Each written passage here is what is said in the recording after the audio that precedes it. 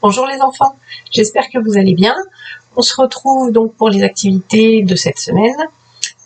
Comme d'habitude, les petits rituels, la date, mais ça maintenant vous maîtrisez. La semaine dernière, on avait travaillé sur les sons qui se ressemblaient, les sons proches, le s, le z, le f et le v.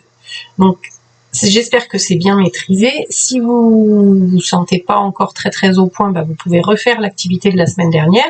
Et une fois que vous trouvez que c'est parfait, qu'il n'y a plus de soucis, qu'il n'y a plus d'hésitation, et vous pouvez faire cette petite fiche bilan.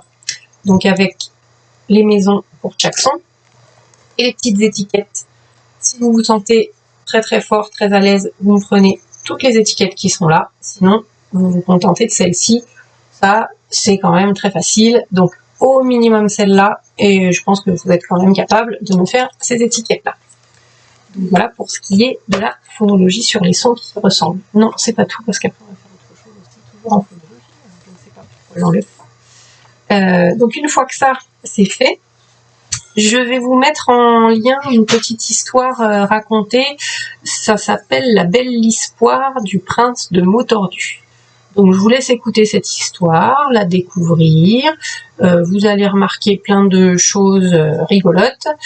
À vous après d'essayer de corriger les petites erreurs, parce que ce prince, il a des petits soucis quand il parle, vous allez le remarquer très vite, ne serait-ce que dans le titre, ça s'appelle La belle histoire, au lieu de La belle histoire. Donc vous avez compris que le prince de Motordu, comme son nom l'indique, il tord les mots dans tous les sens, il fait des confusions avec les mots, donc à vous d'écouter cette histoire et d'essayer ensuite de me remettre les mots qu'il aurait dû utiliser à la place de ceux qu'il a transformés. On va ensuite faire une autre petite activité. Alors sur les sons, sur deux sons différents, on va utiliser avec le son O et avec le son L. Ce que je vais vous demander, c'est avec les images que je vous envoie, donc celle-ci pour le son O, vous allez utiliser une ardoise, une feuille ou ce que vous voulez. Vous vous souvenez, on va coder les mots, les syllabes déjà, c'est-à-dire qu'un mot qui a 2 syllabes, vous allez me dessiner 2 ronds. Un mot qui a 3 syllabes, vous allez me dessiner 3 ronds. Et ce que je vais vous demander, c'est de me colorier le rond dans lequel vous entendez le son O. Donc, si vous entendez le son O dans la première syllabe, vous coloriez le premier rond. Si vous entendez le son O dans la deuxième syllabe, vous coloriez le deuxième rond. Donc vous allez me le faire pour les images qui se trouvent ici. Vous allez avoir besoin d'un adulte pour vous donner, ou après sinon vous le faites seul, mais il faut quand même que quelqu'un puisse corriger et que ça convienne bien à la bonne étiquette. Donc, par exemple, pour le mot bonnet, un adulte peut vous dire, vous n'êtes pas obligé de les imprimer, un adulte peut simplement vous dire bonnet, à vous sur votre ardoise de dessiner autant de ronds que de syllabes et de colorier le rond dans lequel vous entendez le son O.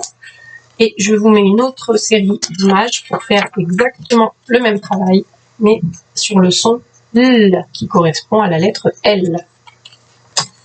Vous pouvez tout à fait vous entraîner avec plein d'autres sons. On peut vous proposer d'autres sons, d'autres mots, il n'y a aucun problème. Au contraire, plus vous allez vous entraîner là-dessus, plus vous serez à l'aise justement pour coder les syllabes et pour repérer à quel endroit on entend le son qui est demandé. Cette fois, je peux bon pour la phonologie. On va ensuite passer à un travail en numération. Alors un travail qui ne va pas se faire sur une seule journée, en une seule fois, ça va se faire vraiment sur plusieurs séances. Et je vais vous expliquer rapidement, mais je ne peux pas vous l'expliquer en détail, sinon ça va être trop confus, ça va faire trop d'informations. Donc ce que je fais, c'est que en pièce jointe, je mets tout le déroulé de la séance pour l'adulte qui s'occupera de vous le faire. Donc pas d'affolement, il y a beaucoup d'explications, mais comme je vous le disais, on le fait en plusieurs étapes. Le premier jour, on va faire cette étape-là, le deuxième jour, celle-ci, et on attend bien, avant de passer à l'étape suivante, que la première soit maîtrisée. On va en fait apprendre à travailler avec les pièces de monnaie, les pièces 1 et 2 euros. Donc dans un premier temps, on va faire un petit jeu de marchande. Vous choisissez quelques objets de votre chambre, vous indiquez, ou l'adulte indique un prix, et avec des pièces de 1 euro, vous allez devoir aller faire des courses et aller acheter un objet, ou plusieurs, mais dans un premier temps, un objet déjà, uniquement avec les pièces de 1 euro. Et ensuite, on va introduire les pièces de 2 euros. Donc, on va essayer d'aller acheter un produit et de le payer avec des pièces de 1 et de 2 euros. Plus uniquement avec des pièces de 1 euro, mais on va essayer de payer avec des pièces de 1 et de 2 euros. Une fois que vous maîtrisez bien ce petit jeu de marchande, donc ça peut être très simple tout de suite, comme ça peut être compliqué de se rendre compte qu'on a une seule pièce, mais qu'en fait c'est l'équivalent de 2 euros, de 2 pièces de 1 euro. Donc c'est là qu'il va y avoir besoin de manipulation pour finir par appréhender cette notion de j'ai une seule pièce, mais la quantité 1 a la valeur 2. C'est ça qui va peut-être nécessiter un petit peu de temps. Une fois que, mais c'est pas grave, c'est normal, pas d'inquiétude. Une fois que cette notion-là est bien maîtrisée et bien acquise, on peut passer à l'étape suivante. Alors l'étape suivante, ça va être de donner un montant, n'importe lequel, à l'enfant et lui demander comment on peut faire avec les pièces pour réaliser cette somme-là. Vous pouvez lui dire par exemple, comment je fais pour faire 7 avec les pièces de 1 et 2 euros, comment je fais pour faire 8, comment je fais pour faire 9, et petit à petit, on peut essayer d'augmenter. Bon, on va pas aller au-delà de 15 non plus, pour le moment ça n'a pas grand intérêt, mais sans l'idée d'acheter, en fait, du coup, sans la manipulation, là, on va toujours manipuler les petites pièces, mais on sera moins dans le jeu, on va plus être dans la réflexion. Et une fois que tout ça c'est bien maîtrisé, on va pouvoir passer au petit jeu. Alors vous avez d'autres étapes dans l'étape 3, donc je vous laisserai les découvrir, je vais pas tout expliquer là du coup pour les enfants, ça va faire beaucoup d'informations. Donc vous avez encore un autre petit jeu avec les pièces, et ensuite il s'agira d'aller acheter à la marchande les commandes des enfants et de voir en fonction de leur petit bulletin de commande. On regarde les montants qui sont affichés, là vous voyez pas bien, mais à la maison vous les aurez. On regarde les montants de ce que chaque enfant souhaite acheter, et avec les petites pièces, vous allez faire vos courses. Voilà pour ce qui est de la numération. Donc ça, c'est un travail qui se fait vraiment par étapes. On ne brûle pas les étapes, sinon on risque de vous perdre avec cette notion justement de une pièce en quantité, mais 2 euros en valeur. Ça, c'est un petit peu, ça met du temps pour être intégré. Autre chose, oui, j'en suis là.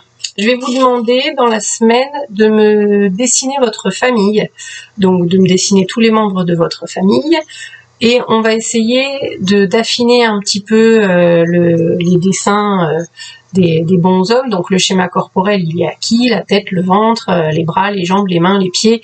On met des cheveux, on met tous les détails sur le visage. Là, ce qu'on va essayer de travailler un petit peu plus, c'est le dessin des vêtements. Donc pour ça, je vous mets en pièce jointe des documents de dessin guidé. Alors il y en a un petit peu plus que ces deux-là, mais c'est pas grave, ça nous fera aussi une banque de données après pour faire d'autres dessins. Donc nous, on va s'intéresser surtout au dessin guidé pour les vêtements. Donc là, vous avez la jupe, le t-shirt, la robe de soirée, le pantalon, avec le t-shirt, la salopette, et sur cette feuille, vous en avez aussi avec la robe de princesse, et là, la tenue du prince, qui ressemble quand même fortement à un pantalon et un t-shirt, mais c'est pas grave. À vous d'utiliser ces dessins guidés en respectant bien toutes les étapes pour vous permettre de me dessiner votre famille avec les vêtements qui sont là, ou d'autres, hein. Vous pouvez tout à fait aussi en inventer d'autres, mais voilà, à vous d'apprendre à préciser un petit peu vos dessins. Autre petite information, si les papas sont à côté de vous pour écouter, vous leur dites de sortir. Donc à l'école, il y aura à partir de demain des petits kits pour réaliser les cadeaux de fête des pères. Donc c'est un secret, on n'en parle pas au papa, juste aux mamans.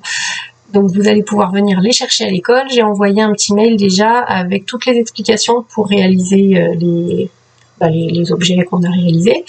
Et puis avec le poème aussi pour pouvoir l'apprendre d'ici dimanche prochain. Donc ceux qui le souhaitent peuvent passer à l'école dès demain, chercher un petit kit pour réaliser tout ça. Je vous souhaite une bonne semaine, j'ai hâte de vos réalisations et à très bientôt. Bisous.